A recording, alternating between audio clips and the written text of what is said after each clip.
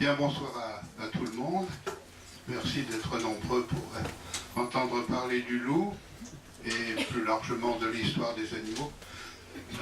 Quand j'étais étudiant, moi, en histoire, personne ne parlait jamais de l'histoire des animaux à l'université, ni même d'ailleurs dans les sciences humaines d'une manière générale.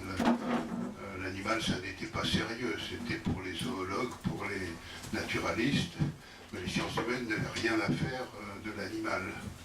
Et surtout pas les historiens, pour eux c'était la petite histoire, les rapports entre l'homme et l'animal.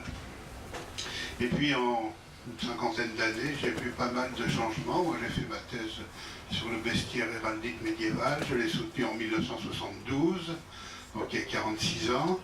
Et au fil des décennies, j'ai vu l'animal prendre plus d'importance, être reconnu comme un sujet carrefour entre les sciences humaines et les sciences naturelles, puis devenir peu à peu une vedette des sciences humaines, dans différentes disciplines en tout cas, en liaison avec ce qui se passait dans la société, que vous connaissez, des curiosités renouvelées, un intérêt grandissant pour les problèmes concernant les animaux, notamment les problèmes éthiques, éthologiques, juridiques, etc. C'est presque trop d'ailleurs, pourrais-je dire, parce que ça va trop vite, caractéristique de notre époque. Le vieux monsieur que je suis a vu pas mal de changements au cours de sa vie et ça va de plus en plus vite. Donc moi, je suis connu comme historien des couleurs, mais je n'ai jamais cessé de travailler sur le monde animal et sur les rapports entre l'homme et l'animal, sur l'histoire de la zoologie, ou bien sur telle ou telle espèce particulière, l'ours, le cochon, la licorne, aujourd'hui le loup, quelques autres aussi. Donc j'ai presque autant publié sur l'animal que sur les couleurs.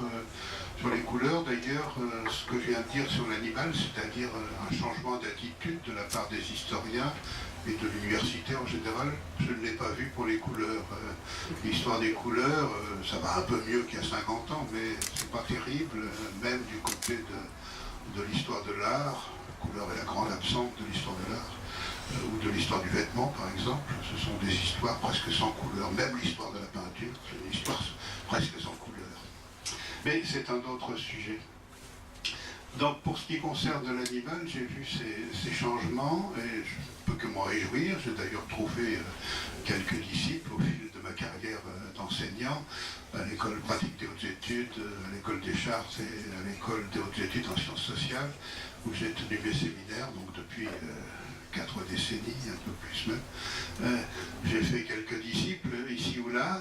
Je n'ai pas arrivé à trouver pendant très longtemps d'autres disciples pour l'histoire du monde végétal qui m'intéressent aussi. Et puis tout à fait en fin de carrière, 3 jeunes femmes, coup sur coup, m'ont dit qu'elles s'intéressaient à l'histoire de la botanique. Je les ai fait se rencontrer.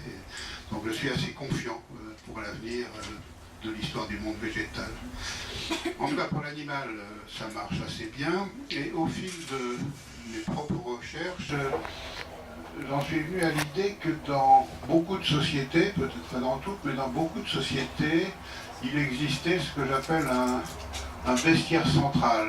J'emprunte d'ailleurs l'expression à un collègue du Muséum d'histoire naturelle, François Popelin, partageait cette notion de bestiaire central, c'est-à-dire dans chaque société un petit nombre d'animaux qui sont plus importants que les autres dans le monde des représentations, des emblèmes, des symboles, de l'imaginaire, des croyances, des superstitions, etc.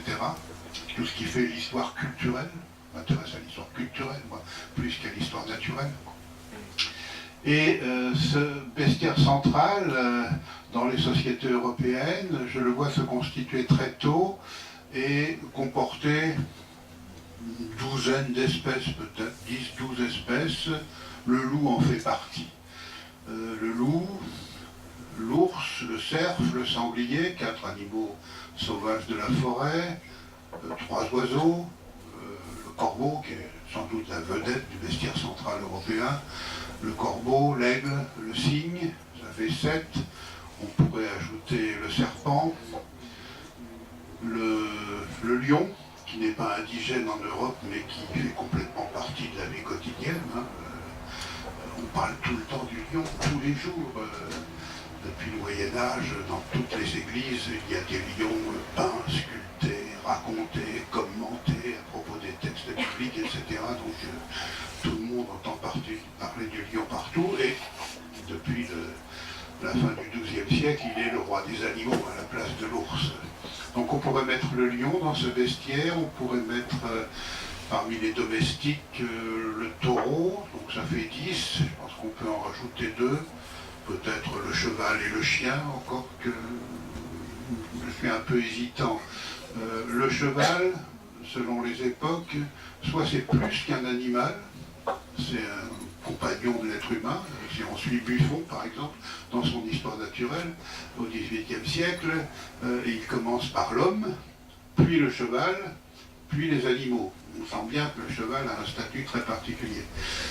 Au contraire, si on suit les bestiaires ou les encyclopédies du Moyen-Âge, on parle quasiment jamais du cheval, parce qu'il est considéré comme un outil, un instrument de travail. C'est autre chose. Donc le statut est ambigu.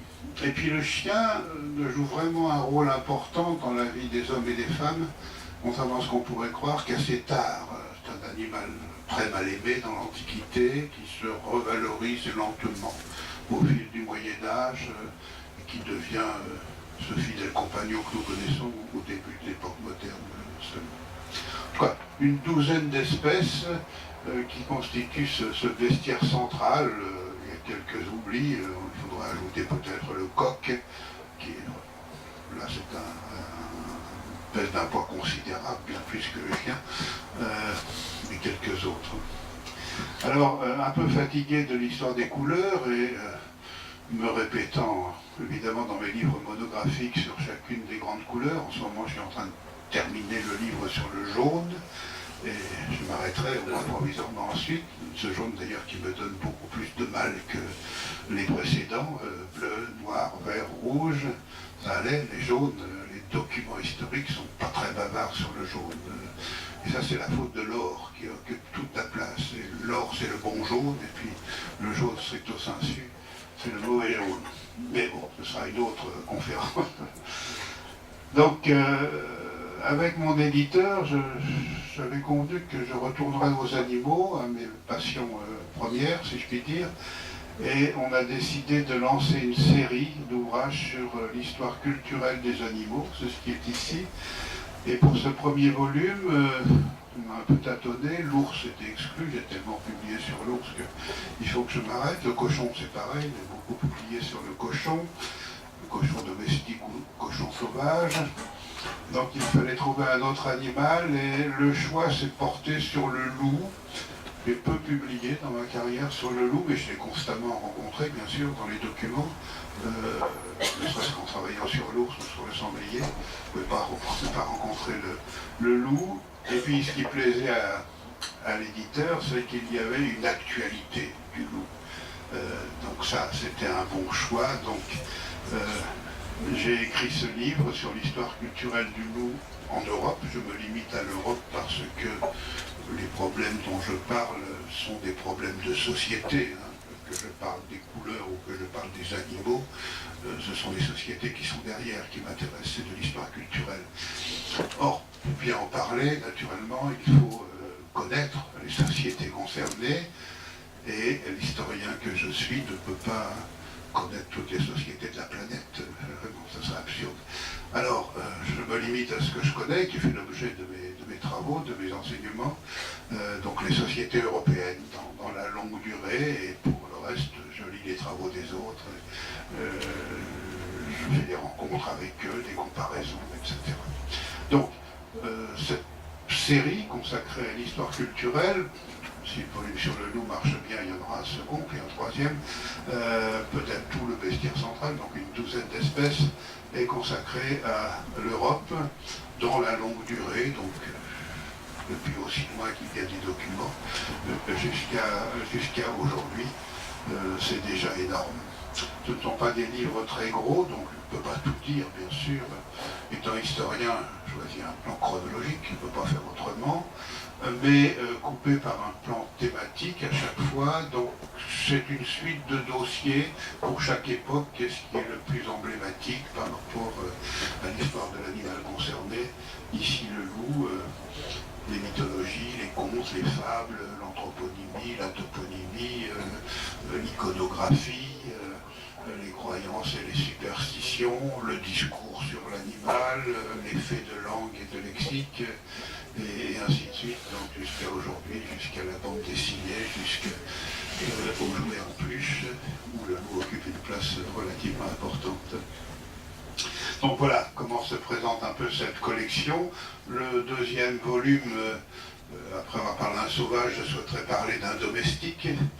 Donc j'avais proposé à mon éditeur 3 animaux, le coq, j'ai tellement à dire sur le coq, le taureau et l'âne, mais on m'a fait remarquer que comme c'est un livre avec une iconographie assez riche, les images de coq sont intéressantes, mais il est assez petit dans l'image, il faudrait faire des gros plans, perdre un peu du document, etc. Donc le choix s'est porté sur le taureau, pour le numéro 2. Peut-être parce qu'il y a aussi une actualité pour ou contre la tauromachie, et ainsi de suite. Voilà.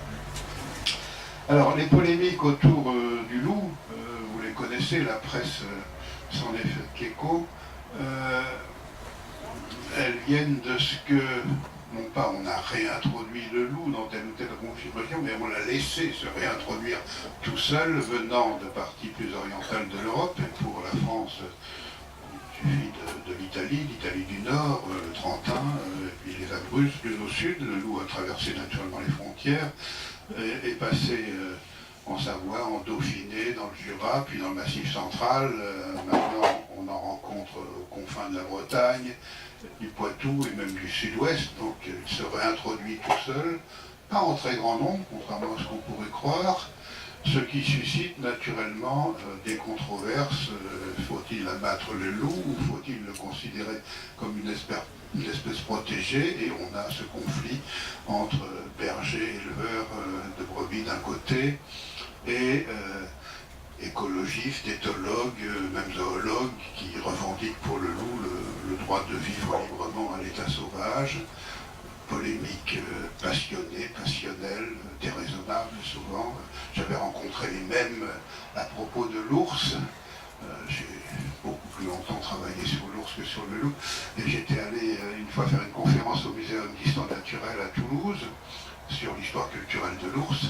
Et dans la salle, je ne me rendais pas compte, moi qui suis breton, combien c'était passionné dans le Midi pyrénéen, contre la réintroduction de l'ours dans les Pyrénées. Alors il y avait les deux clans qui étaient représentés, et à la fin de ma conférence, j'ai été sommé de prendre parti pour les partisans de la réintroduction ou pour les bergers. Et comme je suis très très lâche, je n'ai pas pris parti, mais pour le moyen de dire que je vois que l'ours, aujourd'hui, comme dans les sociétés anciennes, c'est l'animal qui exacerbe les passions. Et c'est une provocation, mais j'ai eu la bêtise d'ajouter l'adjectif déraisonnable. Alors, ça n'a pas beaucoup plu, je dois dire que je m'en suis tiré pas si facilement que cela, vivant du Muséum d'histoire naturelle de Toulouse. Mais pour le loup, je m'attends à être traité de la même façon, on va me sommer de prendre parti, mais surtout, j'ai un collègue de l'université de Caen qui s'appelle Jean-Marc Morisseau, qui lui a déjà été pris à partie par les défenseurs des écosystèmes et les écologistes, zoologues, etc. Jean-Marc Morisseau, c'est le grand spécialiste du loup sous l'Ancien Régime, et du loup vivant, pas du loup culturel. Et il a écrit plusieurs livres avec toute une équipe sur les attaques de loups sur les hommes, les femmes, les enfants, 16e, 17e, 18e siècle. Chez Fayard, notamment, un livre qui s'appelle 3000 attaques sur le loup dans la France d'Ancien Régime. Et il a été violemment critiqué, même agressé, sous prétexte que le loup n'attaquerait jamais l'être humain, à moins d'être enragé. Et alors ça part d'une idée qui est très très inquiétante, c'est que ce serait que les loups d'aujourd'hui sont les mêmes que les loups d'autrefois. C'est complètement absurde, bien sûr, et que la vie dans les campagnes aujourd'hui serait la même que la vie dans les campagnes sous l'Ancien Régime. Et ça rejoint un problème qui n'existait pas quand moi j'étais étudiant et qui aujourd'hui est de pleine actualité dans le monde universitaire, mais aussi dans la presse et dans le grand public. Cette idée qu'on abandonne en histoire le relativisme culturel et on a l'idée qu'on peut projeter comme ça dans le passé, sans précaution, nos savoirs d'aujourd'hui, nos sensibilités d'aujourd'hui, nos morales d'aujourd'hui, avec l'idée que c'était la même chose dans le passé. Ça conduit à dire des inepties totales. Jamais on n'aurait fait ça il y a 50 ans, ça devient de plus en plus fréquent. Alors, pour ce qui est des connaissances, on se moque du savoir de nos prédécesseurs qui se trompaient sur tel ou tel point, nos connaissances étant naturellement des vérités, et puis du point de vue des sensibilités et surtout des morales, vous connaissez toutes les polémiques qui ne portent pas tant sur les animaux que sur des problèmes peut-être beaucoup plus sensibles. Je connais par exemple des universités américaines où on n'étudie plus Platon, parce que dans ces dialogues, Platon parle des esclaves et ne dénonce pas l'esclavage. On oublie que Platon, il est de son temps, il n'est pas lui d'autre. Et pour ce qui est des savoirs, c'est assez dangereux parce qu'on oublie que nos connaissances actuelles ne sont pas des vérités définitives, ça va continuer d'évoluer. Et ce que croient les plus grands zoologues et naturalistes aujourd'hui sur le loup, ça fera rire aux larmes les grands zoologues dans 5 ou 10 siècles, ça ne peut pas en être autrement. Ça, c'est une idée évidente pour l'historien, partagée par tout le monde, du côté des sciences biologiques et naturelles. Il y a cette idée, je la rencontre exactement pareil avec les couleurs, du côté de la physique et de la chimie, pas toujours, mais quelquefois, avec l'idée qu'aujourd'hui, on est arrivé à un état des connaissances qui est définitif, et donc on peut le projeter dans le passé comme ça sans précaution. Bien sûr, ce que croient sur les couleurs aujourd'hui les plus grands physiciens, là encore, ça fera ricaner les grands physiciens dans quelques siècles. Toujours été comme ça. Alors, ce qui me semble dangereux, c'est ce qu'on fait là dans le temps, en se limitant à l'Occident, juger le passé à l'aune des savoirs, des sensibilités du présent. On va le faire dans l'espace, on va se limiter à 2018, et puis les sociétés non occidentales qui ne pensent pas comme nous, qui ne sentent pas comme nous, qui ont d'autres savoirs, d'autres connaissances, d'autres morales, naturellement, on va dire qu'elles se trompent, on va les condamner, on va peut-être les combattre. Ça me semble très très très dangereux. Donc ce dossier du loup, il n'est pas seulement anecdotique ou c'est pas pastouraux pour se faire plaisir, bien sûr que j'y fais plaisir, mais j'ai quand même voulu soulever ces questions. C'était peut-être pas le lieu d'y insister. Mon éditeur voulait que ce soit un livre assez large de synthèse sur ce que l'on savait sur l'histoire culturelle du loup en Europe, mais j'ai un petit peu débordé. Alors, cette histoire culturelle du loup en Europe, elle est complètement liée à la peur du loup. On devrait commencer par faire une histoire de la peur du loup. Et la peur du loup, dans les campagnes européennes, ça va, ça vient, hein, c'est pas de toute époque. Il y a des périodes où on a peur du loup dans les campagnes, et il y a des périodes où on n'a pas du tout peur du loup. En gros, depuis qu'on a des documents dans l'Antiquité classique, en Grèce, à Rome, et même, si on lit la Bible, au Proche-Orient ancien, on n'a pas peur du loup. Il ne s'attaquerait pas aux êtres humains, il s'attaque aux troupeaux. Alors, c'est dangereux pour les brebis, bien sûr, il fait des dégâts, c'est un ennemi, mais il n'y a pas vraiment une peur physique du loup pour les humains. Cette peur du loup, elle apparaît pendant le haut Moyen-Âge, quand l'Empire romain s'écroule et qu'il n'y a plus d'autorité centrale, plus de routes un peu sûres, que la forêt et la friche regagnent du terrain et que tout l'Occident est parcellisé en petites unités qui ne communiquent pas les unes avec les autres.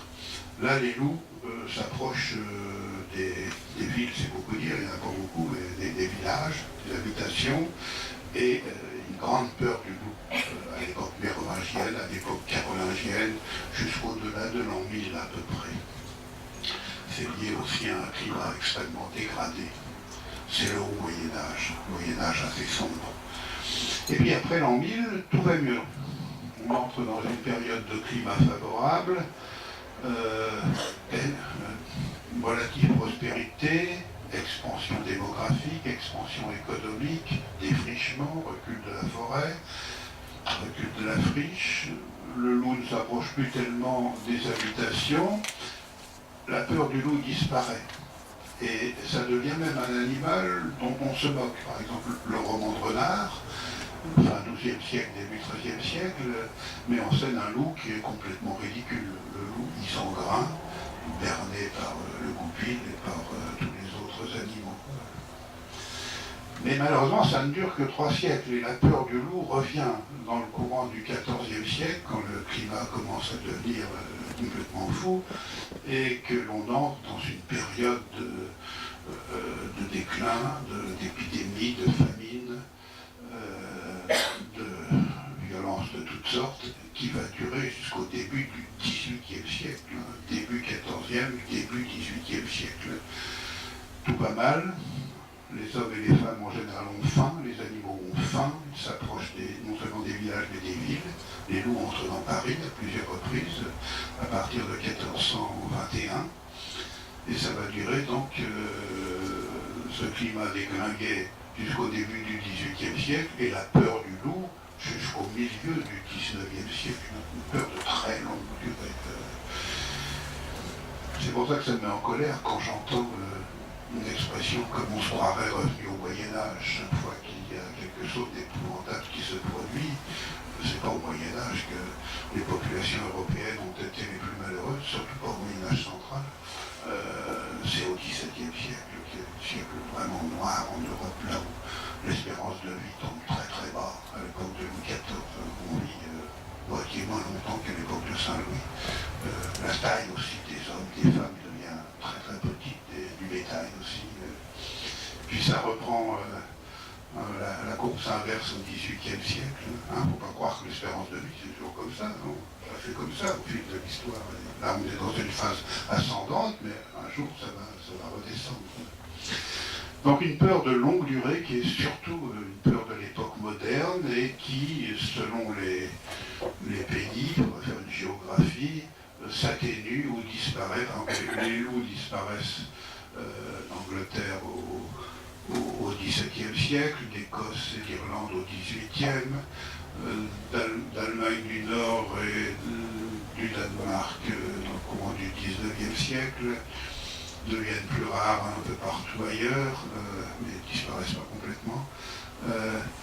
Donc il y a cette prise en compte de la présence des loups, de la peur du loup, qui conditionne l'histoire culturelle. Mais en gros, la peur s'atténue à la fin du XIXe siècle, notamment lorsque Pasteur découvre un vaccin contre la rage, 1885. Ça fait beaucoup pour que l'on ne redoute plus le loup. Alors, l'histoire culturelle, il y a d'abord le problème de la domestication du chien. Est-ce que, comme on l'a répété pendant des décennies, le chien c'est un loup domestiqué, castration des mâles, puis élevage. J'ai assisté plusieurs fois dans ma vie à des colloques de pré-proto-historiens sur la domestication. Je ne suis pas très compétent, moi j'ai écouté, et j'ai vu des querelles violentes à propos de la question quel est le plus ancien animal domestique, le chien ou le mouton. Les arguments des partisans du mouton soulignent que à quoi sert de domestiquer le chien tant qu'on n'a pas domestiqué le mouton, le chien étant destiné à garder les moutons. Et je me souviens une fois, c'était très très violent, et quelqu'un au fond de la salle a mis tout le monde d'accord en disant mais l'animal domestique le plus ancien, ce n'est ni le chien ni le mouton, c'est la veille. Domestiqué 5 ou 6 millénaires plus tôt, alors la veille n'est que semi-domestique, mais chronologiquement c'est vrai. D'abord la veille, à mon avis ensuite le mouton, puis seulement le chien. Enfin, on peut en débattre. Et puis tout change un peu aujourd'hui parce que, comme pour d'autres animaux, par exemple le cochon domestique et le sanglier, pour pour le couple loup-chien, la plupart des naturalistes et des préhistoriens pensent que le chien ne vient pas du loup, mais tous deux ont un ancêtre commun à chercher extrêmement haut. C'est plutôt comme ça qu'il faut voir les choses, mais bon, ce sont des recherches en cours. Je ne m'en mêle pas. Je me suis intéressé, c'est par là où je commence dans mon livre en gros, par les mythologies anciennes. Alors le loup est un animal vedette dans les mythologies anciennes, gréco-romaines, germano-scandinaves, slaves, celtes, pour ce qui est de l'Europe. Et il y a une différence entre l'Europe du Nord et l'Europe méditerranéenne. Dans l'Europe méditerranéenne, le loup, c'est pas un animal terrifiant, c'est un animal rusé. Il a affaire avec des histoires de déguisement et de métamorphose. Il y en a plein dans la mythologie grecque, c'est un peu pareil pour l'ours. C'est l'animal qui se cache ou dans lequel on se cache pour échapper à ceci ou à cela. Par exemple, à propos de la naissance d'Apollon et d'Artémis, c'est en jumelle, les deux principales divinités les plus intéressantes du panthéon grec, Apollon et Artémis. Ce sont les enfants de Zeus, et selon les versions d'une nymphe ou d'une mortelle qui s'appelle Leto, qui l'a mise enceinte, ça provoque la colère de Héra, l'épouse de Zeus, et pour que cette petite famille échappe à la colère d'Héra, Zeus les change en loups pour Leto, et pour les deux jumeaux en louveteaux, s'en vont au pays de Lycie, dans le sud de l'Asie mineure actuelle, d'où le surnom d'Apollon, Apollon lycéen. Et là, ils sont recueillis, nourris, aidés par des loups, alors qu'ils sont eux-mêmes changés en loups. Donc une histoire de métamorphose qui provoque cet épithète lycéen pour Apollon qui revient très souvent dans les textes grecs anciens. Et c'est d'ailleurs survivant dans notre mot lycée aujourd'hui. Près d'Athènes, traditionnellement dans un bois sacré, on rend des cultes à ce Apollon lycéen. Et c'est là qu'Aristote faisait son enseignement, non pas assis mais debout, en marchant sans cesse. Platon avait l'Académie, Aristote a eu le lycée, dans ce bois lycéen, et ça a donné ce nom à l'établissement d'enseignement que vous connaissez en français moderne.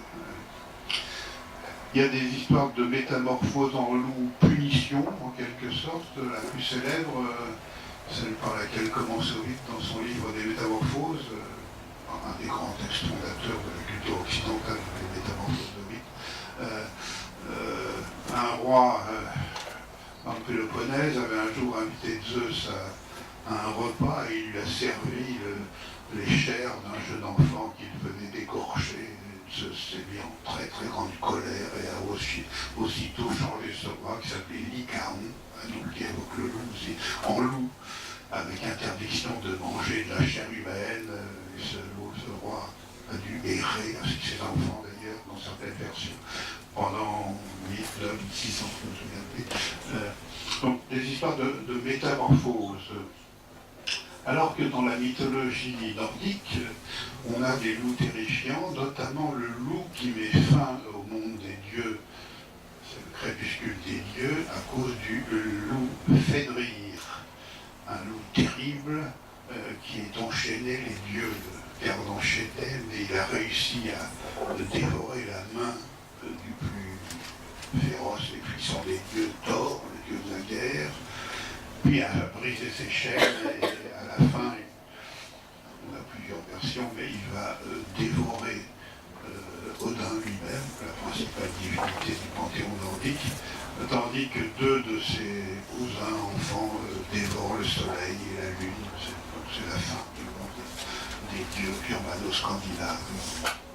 On a des histoires semblables chez les Slaves, plus adoucies chez les Celtes. Bref, une opposition entre des loups terribles dans l'Europe du Nord, du point de vue des mythologies, et un peu plus, moins cruel, si je puis dire, dans l'Europe méditerranéenne. Et puis, dans celle-ci, on a bien sûr l'histoire de la louve romaine. Alors, c'est le gros dossier pour le loup chez les Romains. Plusieurs versions, là encore, on est à la fondation de Rome. Une jeune femme qui était Vestale était aimée du dieu Mars. Il l'a mise en scène, elle a accouché, ce qui a provoqué la colère de son oncle qui espérait succéder à son frère qui était roi d'Albe. Et le fait qu'elle ait un enfant, et qui était en plus deux enfants, deux jumeaux, faisait qu'il ne pouvait plus accéder, donc il a pris la place de son frère et il a jeté dans un panier les deux nouveau-nés dans le Tibre, pensant qu'ils allaient se noyer, et puis le Tibre a eu pitié des jeunes enfants, les a déposés sur le bord du fleuve, dans une grotte, tout près d'une grotte où ils ont été recueillis par une louve qui les a allaités au pied d'un figuier. Tout ceci, ce sont des espaces qui sont devenus sacrés ensuite. Ces jumeaux, ce sont Romulus et Rémus, qui sont devenus grands et qui ont rétabli leur grand-père sur le trône, éliminant le méchant oncle, grand-oncle, et qui ont décidé de fonder à côté d'Albe une ville nouvelle et qui se sont disputés pour la colline sur laquelle serait installée la nouvelle ville. Et c'est là où, comme vous le savez, Romulus a tué Rémus, plus ou moins accidentellement, dans une colère.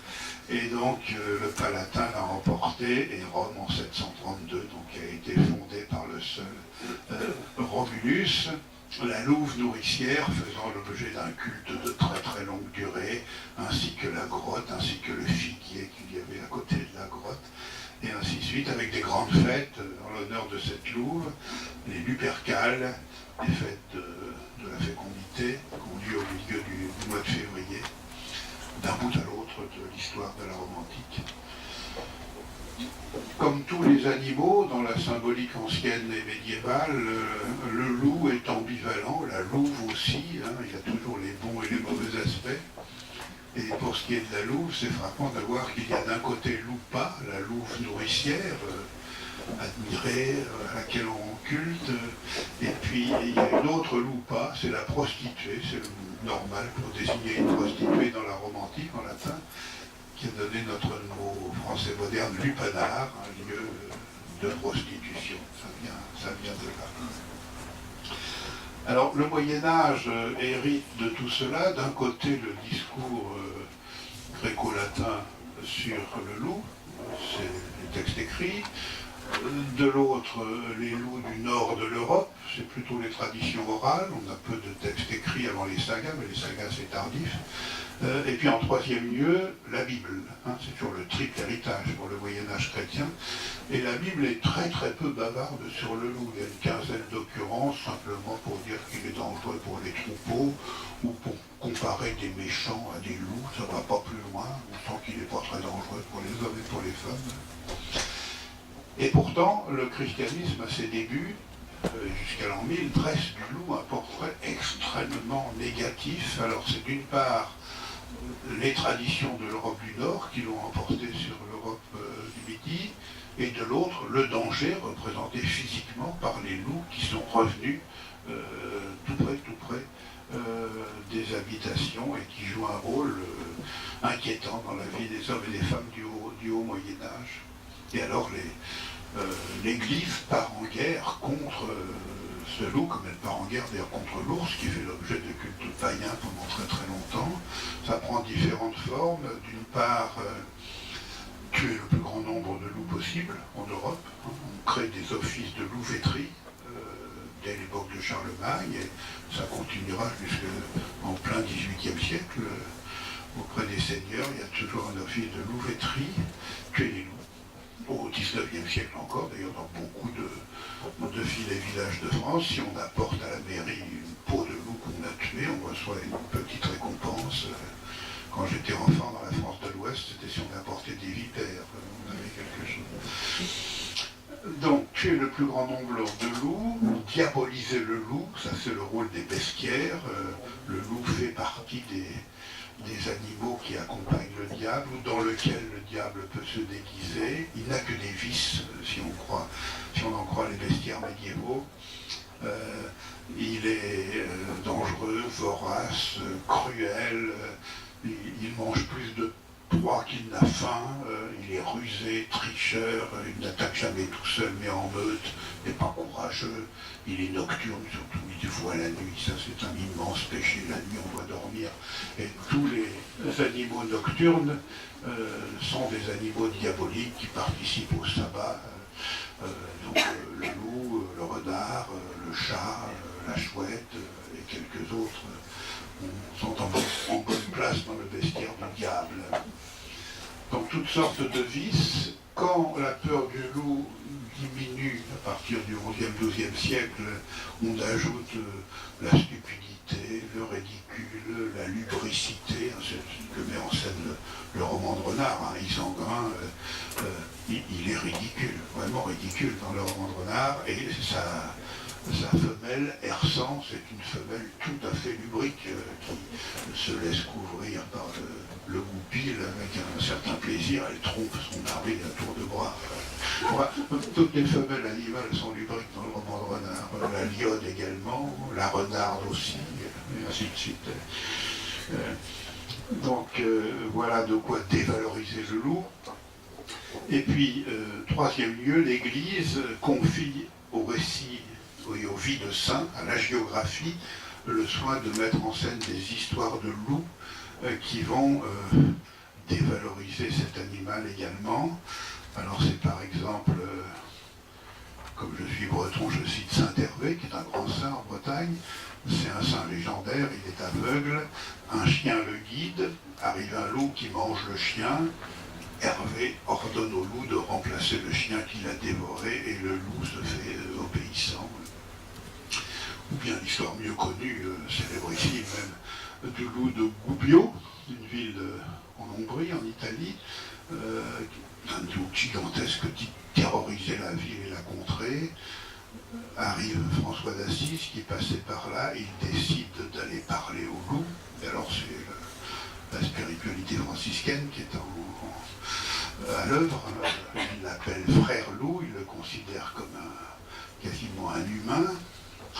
Il lui parle doucement, il lui demande de ne pas terroriser les habitants de Gubbio, il lui dit « je sais que tu as faim, ils vont te nourrir », et le loup obéit à François d'Assise, pas n'importe quel saint, hein, François d'Assise, c'est le plus grand de tous, avec Antoine de Padoue, son compagnon, et le loup obéit et devient la mascotte de la ville de Gubbio, présent sur le sceau, sur la bannière, sur les armoiries, vécu très très longtemps. Voilà. Donc la géographie, les bestiaires, la chasse faite au loup par les veneurs, tout ça contribue à, sinon éradiquer, à faire diminuer cette peur du loup, mais elle revient à la fin du Moyen-Âge, c'est là où le loup entre dans les histoires de sorcellerie, de sabbat, tout à la fin du Moyen-Âge, et surtout à l'époque moderne.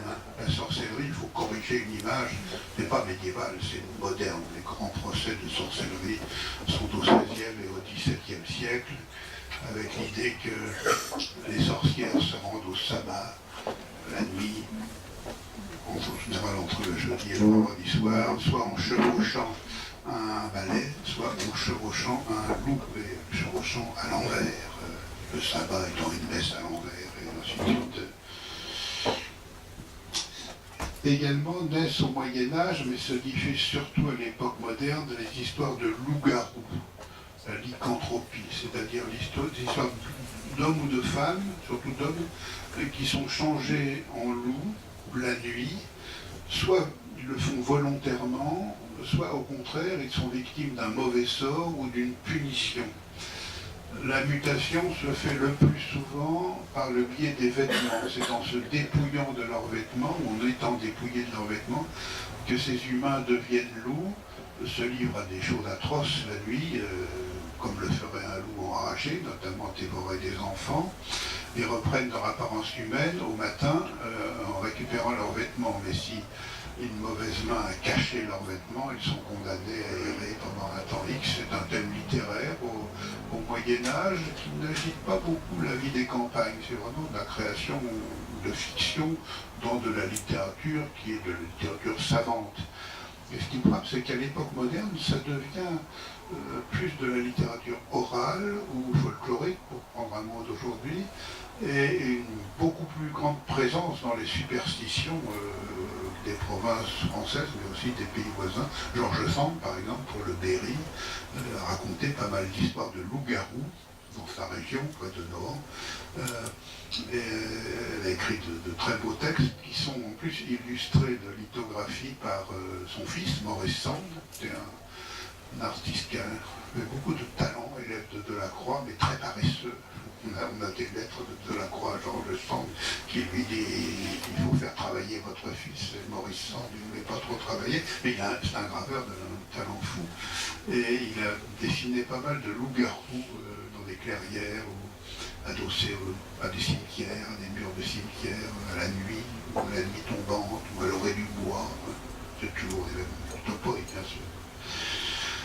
Donc à l'époque moderne, les superstitions sont plutôt plus grandes qu'au Moyen-Âge, dans la vie des campagnes, concernant les animaux sauvages. On a la chance d'avoir en France un petit curé qui a eu l'idée, curé Banormand, paroisse de l'Eure, il a eu l'idée de relever les superstitions des paysans dont il avait la charge, puis des villages voisins, puis entretenant une correspondance avec d'autres curés dans son diocèse, puis dans d'autres diocèses, il leur a demandé de relever le maximum de superstitions, et il a fini par couvrir presque toute la France, et il en a fait un dictionnaire des superstitions, paru au début du XVIIIe siècle. Donc c'est l'abbé Thiers, j'ai oublié son prénom, Thiers,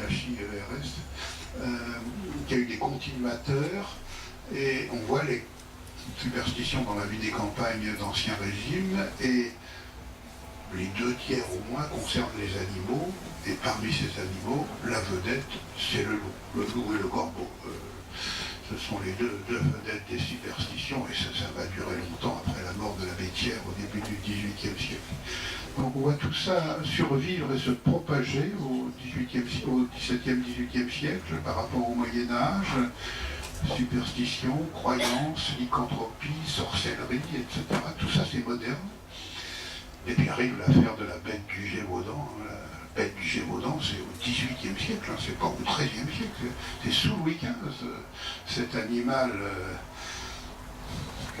peut être un loup, peut être autre chose, dans cette région du sud du Massif central, qui entre 1764 et 67 a terrorisé toute la région. Encore beaucoup de choses qu'on ignore, hein, c'est une peur collective, c'est un phénomène de peur collective. On avait déjà eu des bêtes comme cela auparavant, notamment dans la région de Tours à la fin du XVIIe siècle. On en aura encore après, sous l'Empire et la Restauration, la bête d'Orléans. Mais la plus grande affaire, c'est quand même la bête du Gévaudan dans les années 1760. Avec ce loup monstrueux, appelons-le comme ça, qui a conduit à un très grand nombre d'attaques, probablement tué entre 100 et 120 personnes, qui terrorisaient les chiens, mais pas les vaches ni les cochons, curieusement, et qui avait une espèce de don d'ubiquité qui était dans la même journée à des endroits assez différents, à des distances qui, même malgré l'endurance et la vitesse du loup, ça semblait suspect. Est-ce qu'il y avait plusieurs bêtes? Est-ce qu'elles étaient manipulées par un être humain particulièrement nuisible? On n'a pas bien su, mais quand elle a cessé d'attaquer, au mois de juin 1767, un grand loup a été tué, on a un peu étouffé l'affaire. Pour l'historien, le plus étonnant dans cette histoire de la bête du Gévaudan, c'est la rapidité avec laquelle circulent les nouvelles. C'est un très gros dossier pour l'histoire de la presse. La bête attaque en fin d'après-midi une bergère en Gévaudan. Le lendemain, toute l'Europe est au courant. Et se moque naturellement du roi de France, de Louis XV, qui est incapable de venir à bout de ce monstre. Il envoie ses dragons, il envoie son porte-arquebuse, il fait appel aux meilleurs veneurs du royaume, rien n'y fait. Et donc toute l'Europe ricane, bien sûr. Donc il y a un gros dossier histoire de la propagande, histoire des nouvelles, par les gazettes, par la gravure, surtout, on a énormément, avec la bête complètement fantasmée, bien sûr.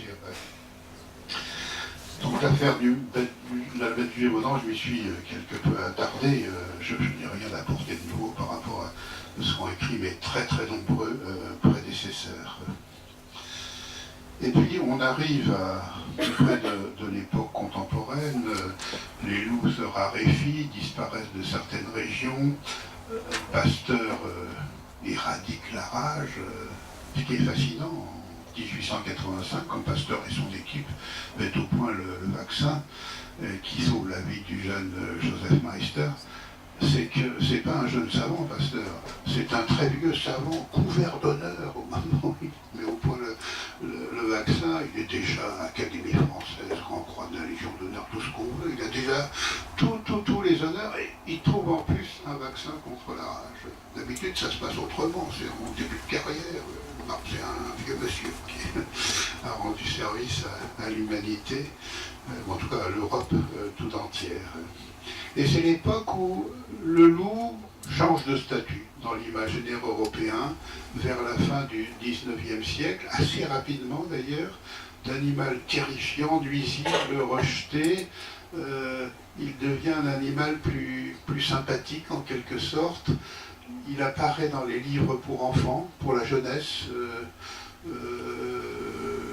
le livre de la jungle de Rudyard Kipling, c'est 1894, avec l'histoire du jeune Mowgli, recueilli par les loups, vivant dans la forêt, et puis tout le folklore, le scout qui a été construit dessus. Moi j'ai été louveteau pendant 8 ans, je me souviens de tout ce folklore lupin, qui est assez sympathique d'ailleurs, qui appartenait à la sixième des loups gris. Un peu plus tard, 2, 3, 4 écrivains, surtout américains, écrivent des histoires. Gros-Blanc, par exemple, une espèce d'animal intermédiaire entre un chien et un loup qui est rejeté partout. La bande dessinée s'en empare. Plus tard, le dessin animé. Il faut mettre en avant, bien sûr, Tex Avery, avec le loup de Tex Avery, qui est un loup particulièrement exceptionnel, à la fois cynique, redoutable, lubrique, mais quand même un peu sympathique.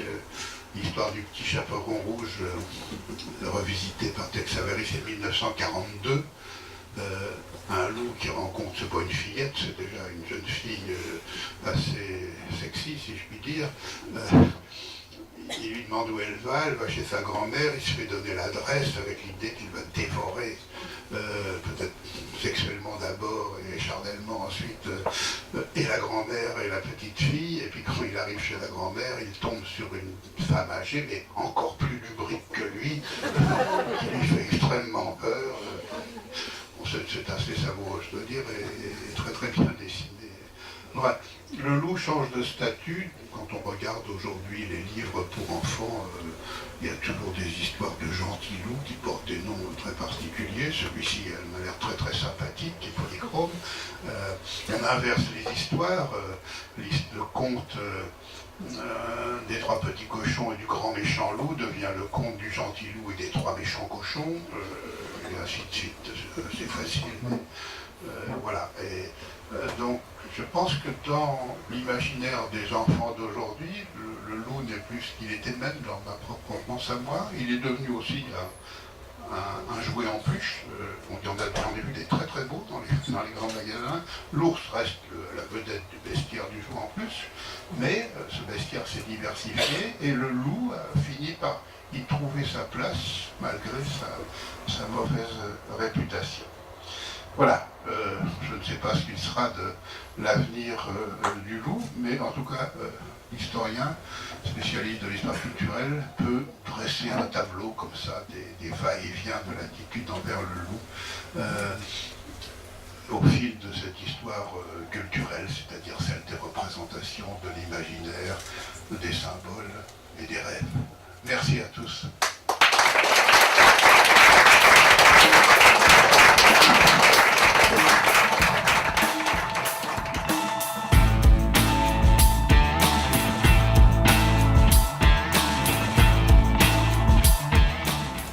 Oui, il y a un écart entre la couleur réelle des loups et la couleur des loups fantasmés. Les loups véritables ont une robe qui peut être blanche, crème, tachetée, grise, de tous les brins possibles, très très rarement très foncée au point d'être noir. Et dans l'imaginaire, le loup, comme tous les nocturnes, c'est un animal à pelage noir. Et la robe noire passe pour la plus terrifiante, bien sûr. C'est pareil pour d'autres animaux. Hein. Les trois robes très très inquiétantes sur un pelage animal, c'est noir, roux et rayé. Dès qu'on a une créature ayant l'une de ces trois robes, elle prend place dans le bestiaire du diable. Hein. Pour les chats, par exemple, un chat noir, c'est bien plus inquiétant qu'un chat gris.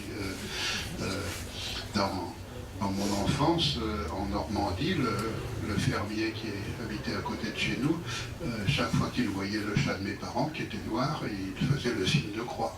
Donc, un loup noir, c'est très très rare dans la nature, mais dans l'imaginaire, c'est bien présent et ça fait bien plus peur qu'un loup gris ou qu'un loup blanc, qui est une rareté, d'où être connu comme le loup blanc. Voilà. Il y a beaucoup de faits de langue construits autour du loup, des noms de personnes, des noms de lieux. Alors là, pour la toponymie française, c'est l'animal le plus présent dans les noms de lieux, il y en a partout. Peut-être plus encore que des noms de communes, des noms de hameaux et des noms de lieux-dits. Vous connaissez tous la vallée du loup, le saut du loup, la rivière du loup, le pied du loup, etc. etc. Et puis, dans les proverbes, les adages, les expressions, il y a beaucoup qui sollicitent le loup. Le problème pour l'historien est de dater leur apparition. Par exemple, tant crie-t-on au loup qu'il vient, ça je le rencontre déjà au Moyen-Âge. Être connu comme le loup blanc, je ne l'ai jamais rencontré avant le 19e siècle. Donc, il faut toujours faire l'effort de dater, d'essayer de dater. C'est pas facile du tout. Les expressions. Et puis, les comparer avec les langues étrangères. C'est intéressant de voir comment, aussi bien pour les couleurs que pour les animaux, d'une langue à l'autre, ça peut changer. Et c'est toujours une information importante pour l'histoire culturelle.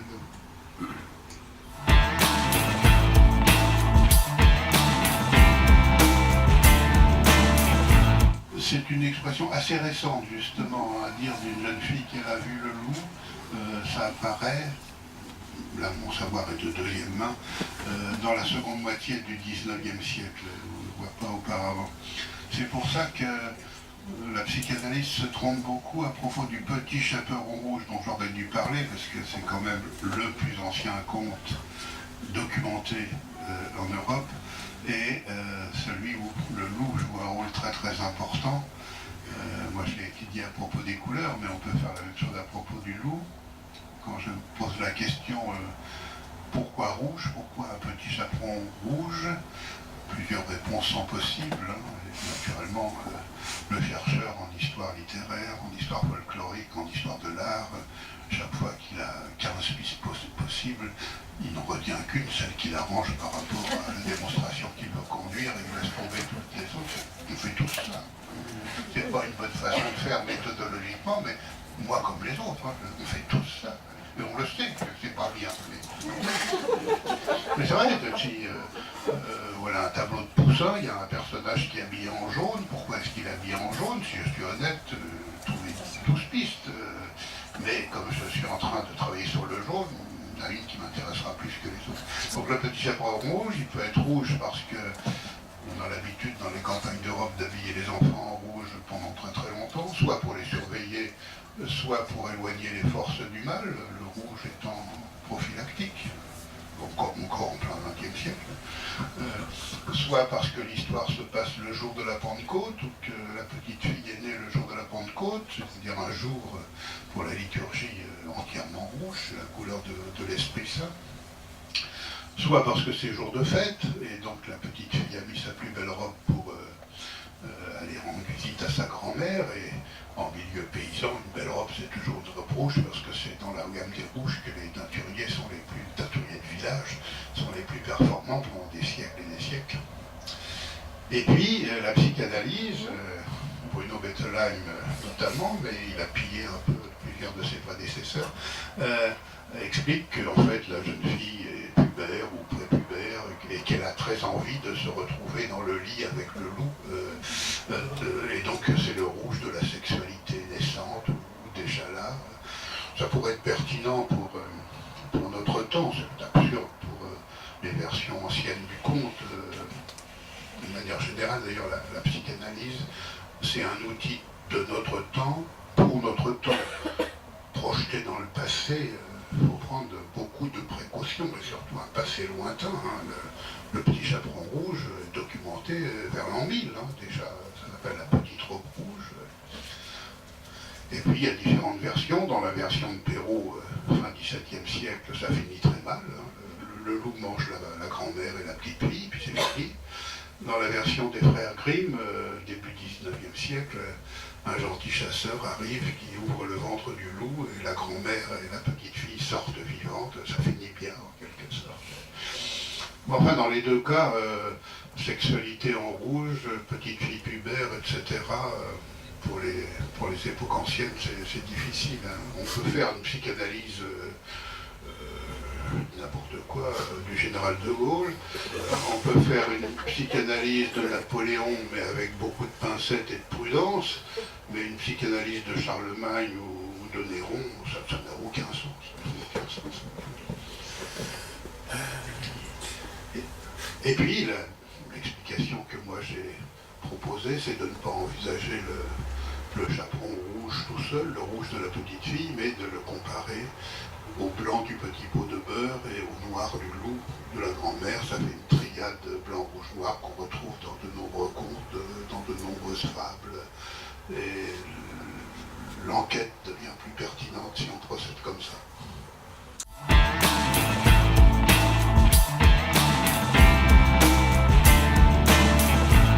Non, c'est méprisé, totalement méprisé. C'est une fourrure vile qui ne fait pas l'objet d'un commerce.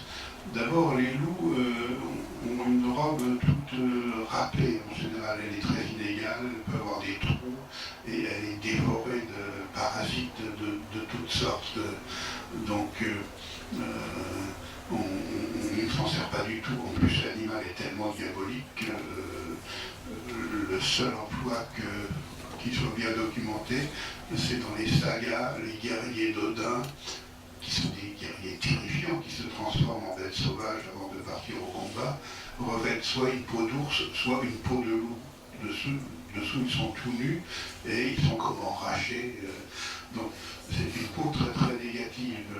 La hiérarchie des fourrures au Moyen-Âge, c'est la zibeline, la plus chère, la martre zibeline, fourrure noire, de très grand prix.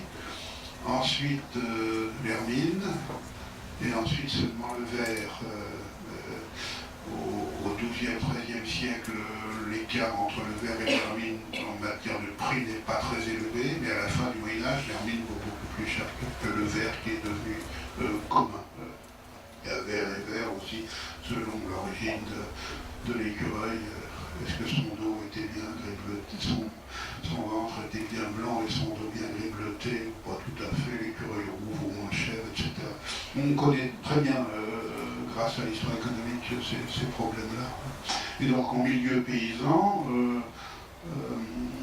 les peaux d'écureuil sont plus recherchées que les peaux de renard, qui sont très très mauvais, mais les peaux de renard plus que les peaux de loup, qui sont vraiment abominables. On en habille ce qu'on appelle, nous, les épouvantails.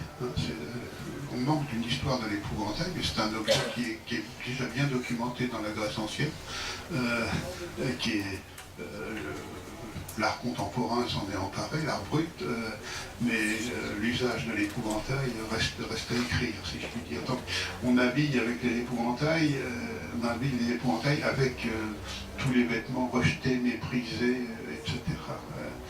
Et on peut éventuellement en faire en milieu très très pauvre, des couvertures en les plaçant dans une étoffe. On a recouverte et cousue à l'intérieur, comme ça on ne la voit pas. Mais les témoignages soulignent qu'il y a une odeur dont on n'arrive pas à se débarrasser.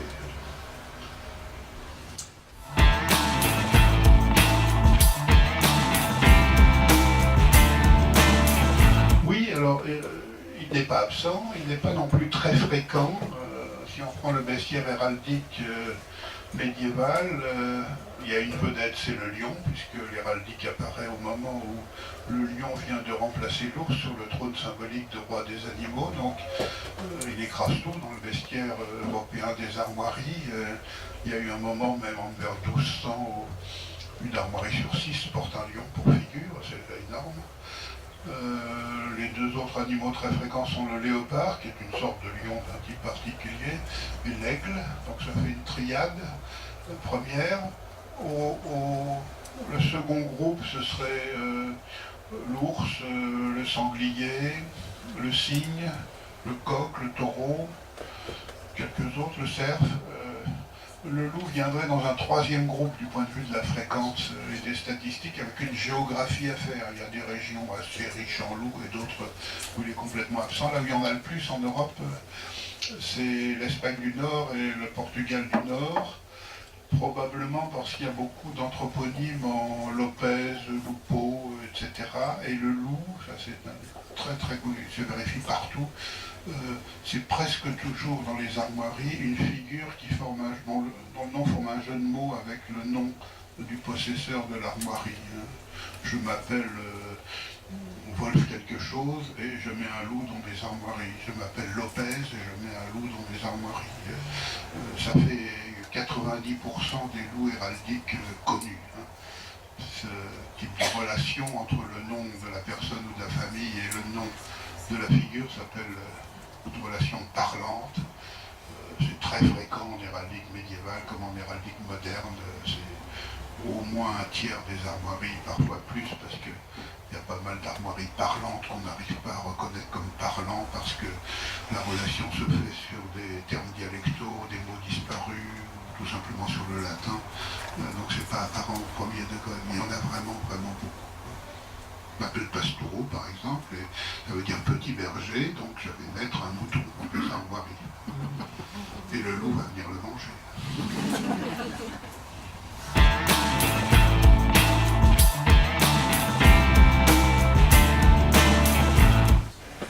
Je ne saurais pas bien vous répondre. À mon avis, ce n'est pas très ancien, parce que l'historien du Moyen-Âge que je suis ne l'a jamais rencontré, mais dans l'Europe moderne non plus, donc ça doit être au plus tôt fin XVIIIe siècle. D'une manière générale, en Europe occidentale en tout cas, l'horizon 1760-1780, c'est une grande barrière pour tout ce qui peut être folklore, tradition, rituel des campagnes, etc. Les enquêtes ont souvent beaucoup de mal à remonter au-delà de cette barrière 1760-80 et souvent on ne trouve rien. L'exemple qui me vient à l'idée, je ne sais pas pourquoi c'est absurde, celui des Tartans en Écosse, on pourrait croire que c'est un vieux machin qui vient de très très loin, on n'a rien avant la fin du XVIIIe siècle. C'est assez récent, l'histoire des Tartans. Et tout ce que nous considérons dans nos campagnes françaises comme costume folklorique régional, comme danse folklorique, etc., c'est très difficile d'aller plus haut que le XVIIIe siècle, non pas à cause des sources qui manqueraient, mais parce que ça ne remonte pas plus haut.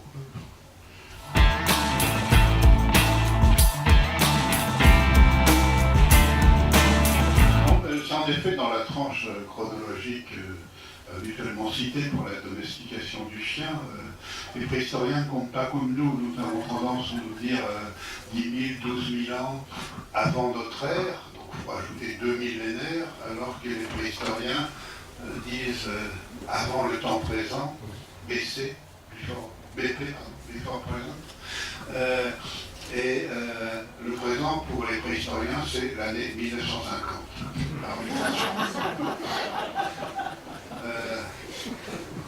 il y a beaucoup de controverses, de discussions, de découvertes nouvelles.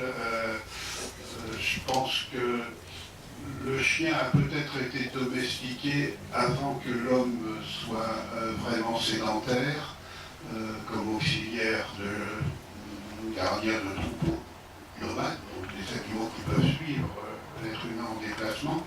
C'est le cas du mouton et de la chèvre, c'est pas le cas du cochon par exemple. Et puis d'animaux chasseurs, le chien comme auxiliaire de chasse.